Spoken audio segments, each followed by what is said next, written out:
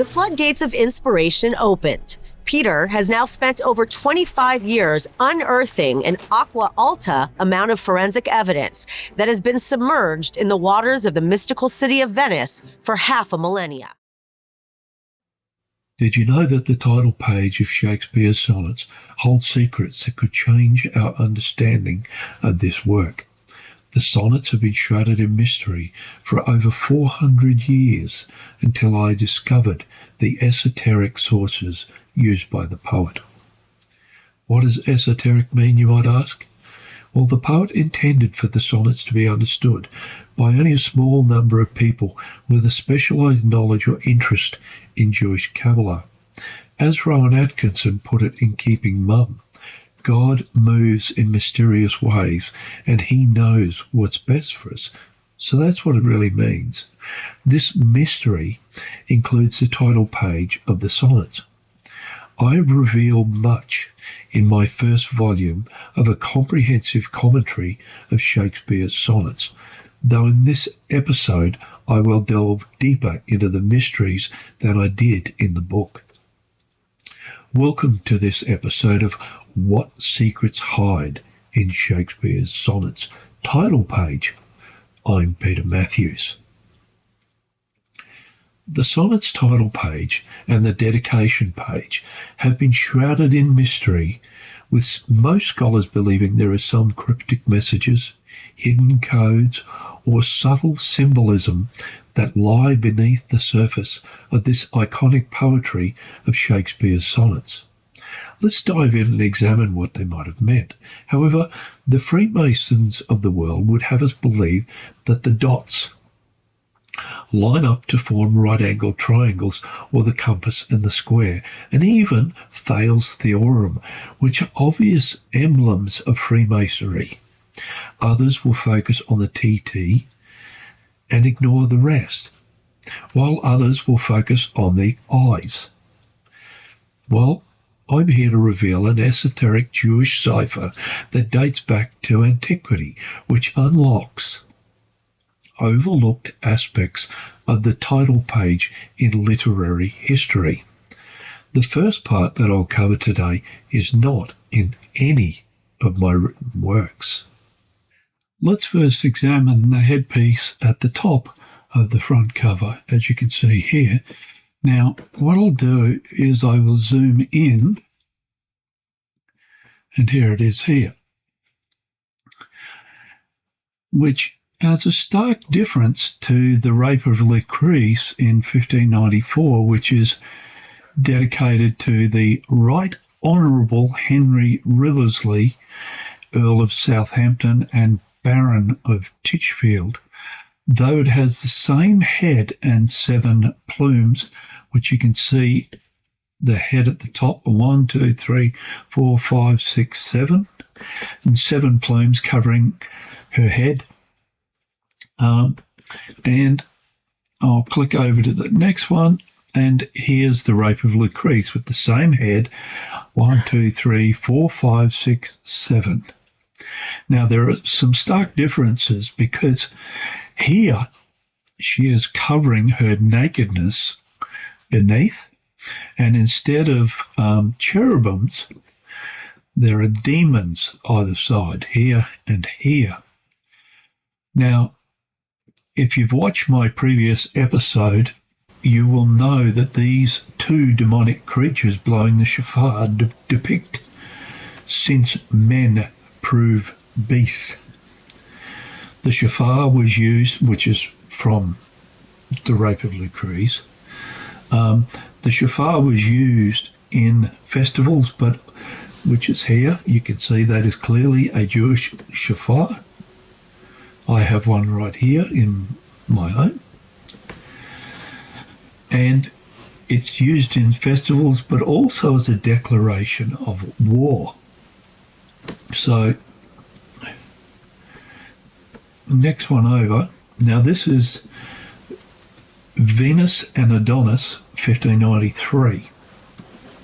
So it's slightly earlier, and we have the same head and the same covering the nakedness, and here we are, 1, 2, 3, 4, 5, 6, 7.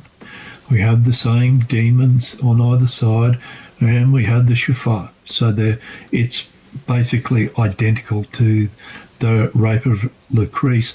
But you notice something here? There are two male peacocks. Pun intended. Now, back to the Sonnets headpiece. There are no peacocks in here. All demonic creatures. Well, these scrolls are intended to look like demonic creatures by the look of it. But you have the cherubims with the hand almost holding them back, which is quite interesting. The flowers on either side depict the rose lily. They're absolutely beautiful, which is found in the Song of Songs 2:1, where the bride of King Solomon, the Shulamite queen, declares, "I am the rose of Sharon, a lily of the valleys." Now we can see the bride's face here in the centre with a knot tied to the rose lily. Round there, and there down comes, sort of looks like legs. Now, meaning she is married into the vine of King Solomon and became part of the royal house of David, to which Jesus descends. This figure represents the bride of Christ in the Garden of Eden, with the two holy cherubim holding back the two demonic spirits above the lowly creatures. And what are they? The two rabbits, which obviously are in the Garden of Eden. Now below her are three fish, which is quite interesting, which I'll mention shortly. Upon her head is those 7 plumes. Now these 7 plumes of illumination are from the Book of Illumination, or the Jewish work of Sefer Bahir, that refer to the 7 lower Sephirot, and as they are here from Hesed, Geruva, Tif'eret, Netzah, Yod, Hod, Yisod, and Malkhut. The sonnets reveal the Jewish doctrine of the Tree of Life, along with Christianity imagery that originated from the Torah. Revelation 2:7 tells us, anyone with ears to hear must listen to the Spirit and understand what he is saying to the churches. To everyone who is victorious, I will give you fruit from the tree of life from in the paradise of God. Now, the understanding comes from 2 portions. The first is from the New Testament, where the river of God flowed down from the throne, down the main street, and on each side of the river grew a tree of life, bearing 12 crops of fruit, with a fresh crop each month. The leaves were used for medicine to heal the nations. Revelation 22, verse 2. Or for my Jewish friends, this comes from Ezekiel 47, verse 12. After all, Jesus was a Jewish rabbi, like his younger brother James the Sadiq, or for English, James the Just, as recognized by most Christians. The 3 fish are not Atlantic salmon, as some scholars suggest, nor are they a Christian imagery. Now, they are actually called the gefilte fish, who my Jewish friends will no doubt understand are used in Shabbat meals made from carp, pike, mullet, whitefish, or Mediterranean salmon, which has been the tradition from the time of their captivity in Egypt, even though some Egyptologists say is connected to Hathor. But I very much dispute that. So here we are to look at the Egyptian model. In this imagery here we have Mena and his family fishing with two of the fish here coming up and the other one getting away. And they're entirely different fish. The Christian tradition in the Gospels is 5 loaves and 2 fish, which were multiplied by Jesus to feed 5,000. It's been postulated that they represent the triune Godhead, but various countries around the world, including China, Indonesia, India, have similar imageries to their deities. So, frankly, I don't believe this is valid. In the Jewish work of Tosefta Paya 4.8, if the traveller arrives on Shabbat and stays overnight, they are to give him enough fish, meaning 3 fish, vegetables, oil, beans or lentils for 3 meals. If they know him, they are to also clothe him. Quite interesting indeed. Then what's this dealing with? It's dealing with the Jewish mitzvah and preparing for the marriage supper of the Lamb. In other words, the return of the Messiah. It's an incredible Jewish imagery on the interior cover of the Sonnets. Now, in light of the 7 Sephirot, the 3 fish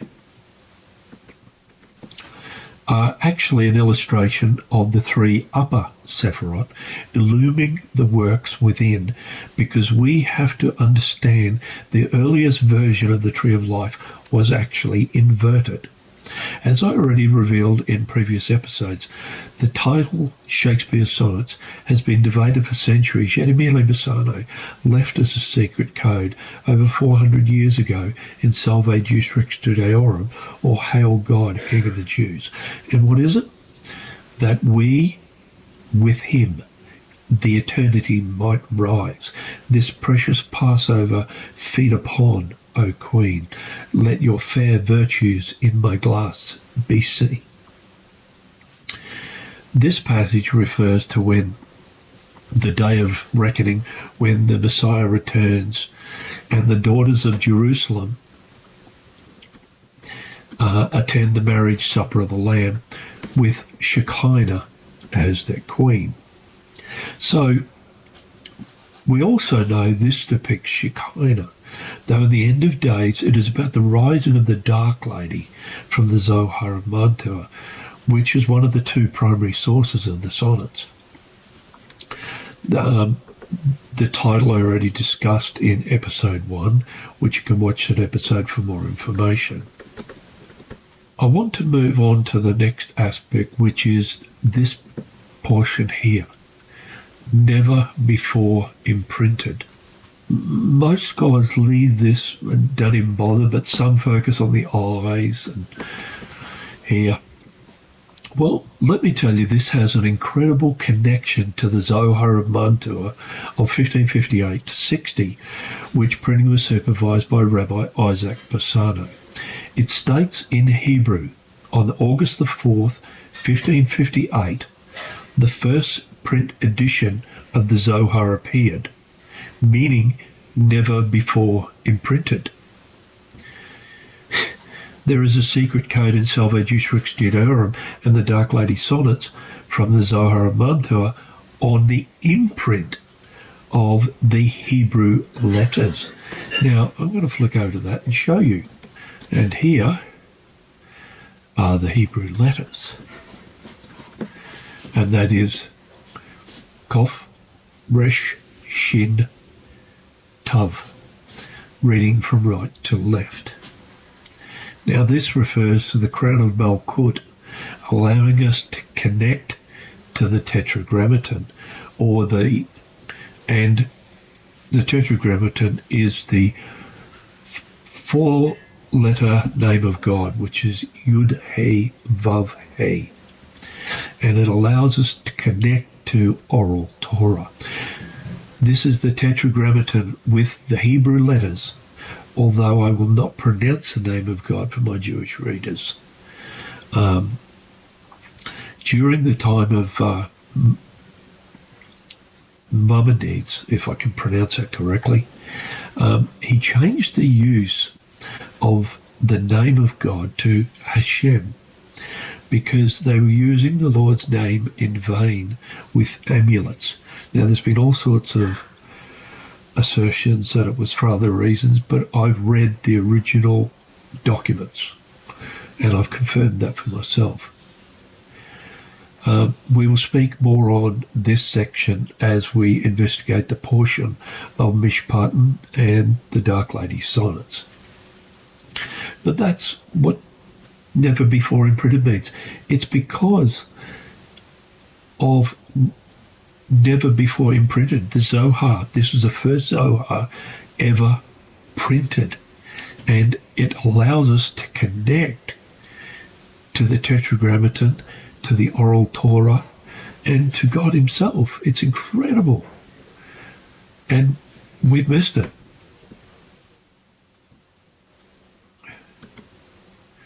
So the next section, now to the 3 lines. But Peter, there's only 2 lines. Yes, I know, because one is not yet revealed. Bear with me for a moment. We find the same lines with the later first quarto in various plays, however, all with crest artworks or text in between them. I believe the sonnets have been finished in this way intentionally, without text or artwork. Now, we'll flick over again. Now, here we go with the later edition. This is the 6th edition of the Rape of Lucrece from 1616. We have 3 lines with the text newly revised in between the 2 lower lines. Yet in the case of the sonnet, they did not place never before imprinted in here, for very good reason. Let me start with an explanation from one of the sources to the sonnets, which is Henry Cornelius Agrippa's 1531 Book of Occult Philosophy, Book 2, Chapter 2, where Agrippa teaches on the philosophical virtue of time, Hebrew numbers, and lines as they affect creation. And this is a quote directly from his book. For time consists of numbers, and all motion and action and all things which are subject to time and motion, harmony also, and voices have their power by, and consist of numbers and their proportions arising from numbers, do by lines. And I've underlined that for a reason. And points make characters and figures, and these are proper to magical operations. The middle, which is to be betwixt both, being appropriated by declining to the extremes, as in the use of letters. So, what is that actually telling us? Well, in the Hebrew, alphabetical letters also represent numerals. And I'll flick over. Now, this is basic Hebrew gematria. As you can see, Aleph, which is this letter here, represents 1. And this is the Hebrew alphabet. Okay? And you'll see there's different, that is still the letter Kof, and it represents 20 in whichever form it is, and the same with Pei and Sadi, and Mem. But that is Hebrew gematria. And as you will learn in Sonnet 8 when we get to it, everything in creation has a harmony of letters and numbers, that they also have keys that unlock gates. In this case, according to Zohar 143b, we are dealing with faith. So, the 2 lines refer to the Hebrew letter He. Now I'll go back so you can see that, if I can get this to work. He, which is in the name of God, which represents there, so we'll go forward. So it represents He. Anything above the line delineates the upper world or heaven. Anything below the second line delineates the lower world here on earth. Therefore, in between the line is Vav, which represents the Blessed Holy One, Yud-He Vav-He, connecting the upper and lower worlds. So that is what these two mean. And when the Messiah returns, even the darkness in this world will be illuminated with his brightness that is incomprehensible to mankind, because both luminaries of divinity will be opened. What are you talking about, Peter? Well, in the Zohar they talk about two great luminaries, and Emilia used them in the Sonnets. And we are talking about Bina, which is the dark divine mother, or reminiscent of the moon, the female aspect of God known as Adonai, and Malkhut, which is the sun, or often refers to Shekinah, or the spirit of Yud-He Vav-He. Thus, when the name William Shakespeare is placed in between the two top lines, he's placing himself in the place of God. That doesn't sound right, does it? It means he dominates and subdues his brothers, and in the end he will become a servant to Israel. Wow. Emilia has used very subtle symbolism that can only be picked up by certain learned scholars. Will William Shakespeare really write this or do this knowing the imagery? I don't believe that he had any idea of the meaning. None at all. See, let's go to... I won't continue that. I'll pick it up on the next one, which the next episode is going to be on this, and this is incredible. I'll get to that shortly. Now, most scholars assume this T.T., and you can see it again here, but it's slightly different. The T.T. is for Thomas Thorpe, the publisher, who is a member of the Stationers' Company, or a fraternity or guild of stationers, which it has been suggested by Catherine Duncan Jones that it was actually an unauthorised publication, the Sonnets. Possibly even suppressed, because evidence to date has been based upon preconceptions that William Shakespeare wrote it without forensic evidence. I won't comment on that further. I'll just leave her research as stands. Thomas Thorpe engaged the printer George Eld, and the two booksellers were William Aspley and John Wright.